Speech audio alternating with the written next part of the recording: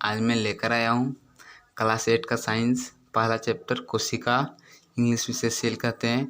मैंने लेक्चर 1 और 2 बता दिया था, हमें लेक्चर 3 बताने वाले हैं। ओके, मैं एक कोशिकीय बहुकोशिकीय मैं बता दिया था।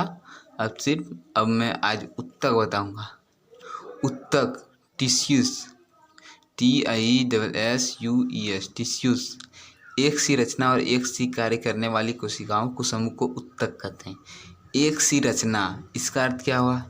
एक जैसा रचना और एक जैसा रचना और एक सी कार्य करने वाली कोशिकाओं को समूह को उत्तक कहते हैं। ओके, अब यहाँ हम बता देते हैं कि एक सी रचना मतलब एक जैसा रचना और एक जैसा कार्य करने वाली कोशिकाओं के समूह को उत्तक कहते हैं।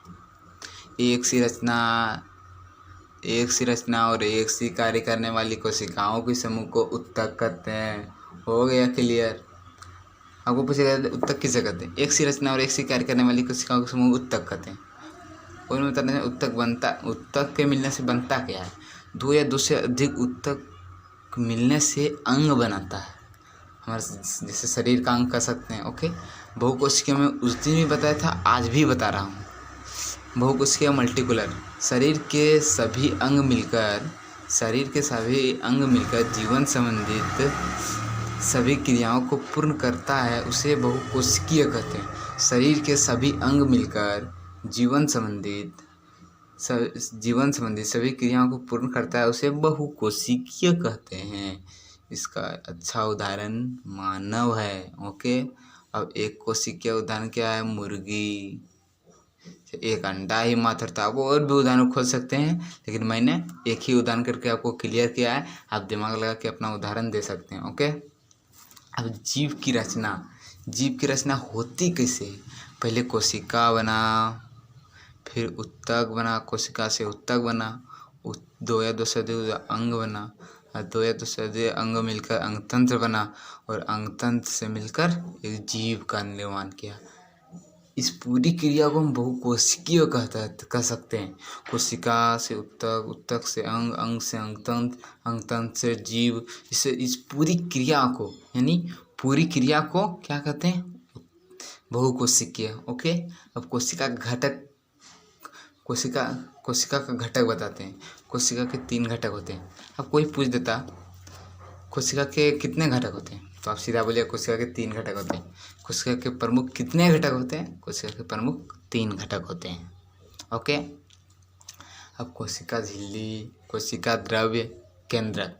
कोशिका द्रव्य सेल मेम्ब्रेन, कोशिका झिल्ली सेल मेम्ब्रेन, कोशिका द्रव्य क्वाटोप्लाज्म, केंद्रक न्यूक्लिक। कोशिका झिल्ली सेल मेम्ब्रेन, कोशिका द्रव्य क्वाटोप्लाज्म, केंद्रक न्यूक्लिक। अब कोशिका झिल्ली कहते हैं किसको है? कोशिका का सबसे बाहर वाला आवरण यानी घेरा कोशिका झिल्ली कहलाता है। यह जंतुओं में पाया जाता है। ओके, यहाँ तक क्लियर? कोई दिक्कत नहीं। अब मैं केंद्रक द्रव्य क्या है यानी क्वाटोप्लाज्म, इंग्लिश में से क्वाटोप्लाज्म कहते किसको है? कोशिका झिल्ली एवं केंद्रक के बीच वाले भाग को कोशिका द्रव्य कहते हैं। कोशिका झिल्ली एवं केंद्रक के बीच के भाग को कोशिका द्रव्य कहते हैं। ओके, यहाँ क्लियर? मैं कोशिका झिल्ली तो बता दिया। अब कोशिका झिल्ली एवं केंद्रक के बीच के भाग को कोशिका द्रव्य कहते हैं। अब केंद्रक किसे कहते हैं? ये भी क्वेश्चन है, इम्पोर्टेंट है ये। यह किसी भी कोशिका का सजीव संघटक है।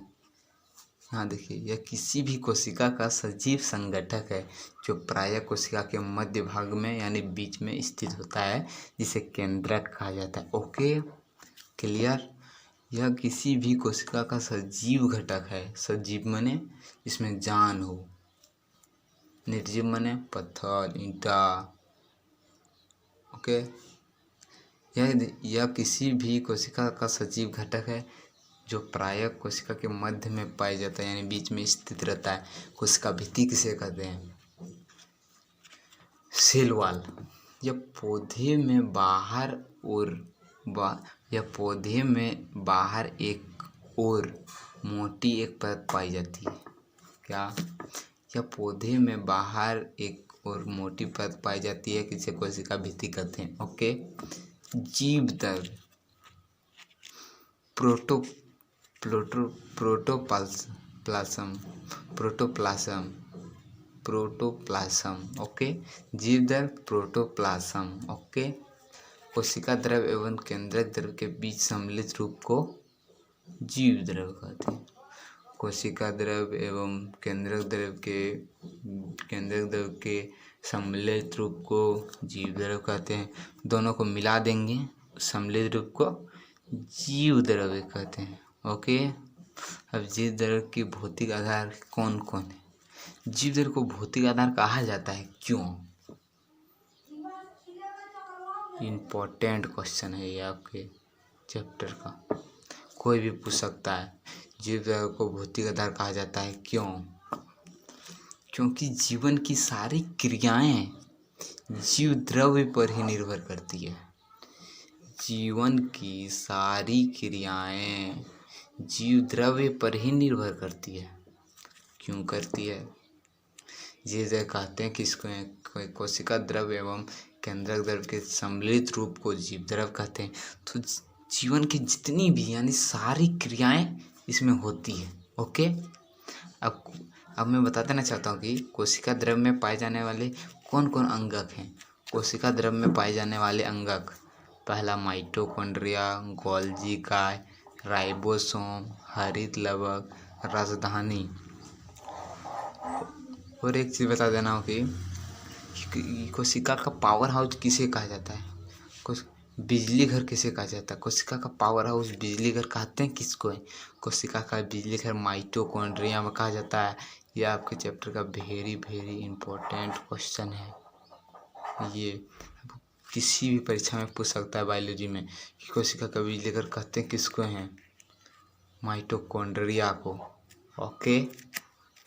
माइटोकॉन्ड्रिया। अब क्लियर हो गया कि कोशिका द्रव में पाए जाने वाले कौन कौन अंगक हैं। प्रमुख अंग के नाम बताएं। अब बोलिएगा सीधा। कोशिका द्रव में पाए जाने 5 अंग निम्नलिखित हैं।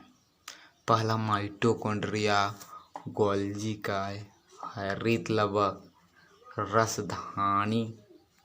ओके।